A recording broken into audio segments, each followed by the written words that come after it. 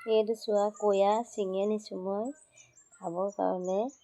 ধুনীয়াকৈ পকি আছিলে আৰু কেইটামান আছে কেঁচা কিন্তু ছিঙি নিব নোৱাৰি, বহুত কাঁইটেৰে ভৰা।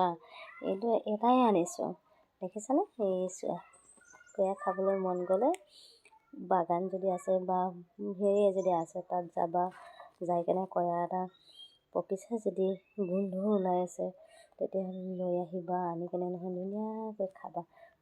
কঁঠালবোৰৰ কোহবোৰ যেনেকুৱা সেনেকুৱা কোহবোৰ ধুনীয়া লাগে, বহুত ভাল লাগে। এইটো মোৰ প্ৰিয় বুলি কওঁ, কিন্তু বহুত মজা দেই, ভাল লাগে। চোৱা ইমান ধুনীয়া ক'লে। আগতে বহুকেইটা হেৰি হৈছিলে কিন্তু মই আনিব পৰা নাছিলোঁ, মই যাব পৰা নাছিলোঁ, মোৰ ভয় লাগি আছিলে। কিহৰ কাৰণে?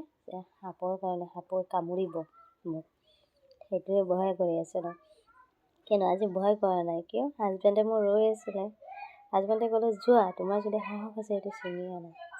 সেনেকৈ কোৱাৰ পাছত নহয় মই গৈছোঁ সাহসেৰে, গৈ কিনে এইটো ছিঙিছোঁ। ছিঙি কিনে আকৌ মই হেৰি কৰিছোঁ, কৰি কিনে এই মাত্ৰ লৈ আহিছোঁ। মোৰ ভাগৰ লাগিছে, বহুত ভাগৰ লাগিছে। কিয়? আজি এইটো মোৰ বেটীৰে লগত লৈ আকৌ আছে ওচৰৰ লগৰ চুবুৰীয়া ল'ৰা ছোৱালীয়ে, সিহঁতৰ লগত, মোৰ হাজবেণ্ডৰ লগত। যেতিয়া মোৰ হাজবেণ্ড আহিব ঘৰত, আহিলে গোটেইকেইটাৰ লগত খাম দিয়া। ঐ কোনেও মানে হেৰি নকৰিবা, বৰ ভাল লাগে এইটো বস্তু খাবলৈ, মন গ'লে খাই দিব পাৰিবা। কিয় জানানে? চোৱা, সেইটো কাৰণে কয়া গছ আগতে ভাবিছিলোঁ যে এইটো বেয়া গছ, ইমান কাঁইটেৰে ভৰা, কেনেকৈ হেৰি কৰিম, এইটো কিয় ৰুলা, সেনেকৈ কৈছিলোঁ। মই হাজবেণ্ডক ধমক মাৰিছিলোঁ। এতিয়া ভাবিলোঁ যে বছৰে খাবলৈ পালে আৰু কিয় লাগে? নালাগে দেই।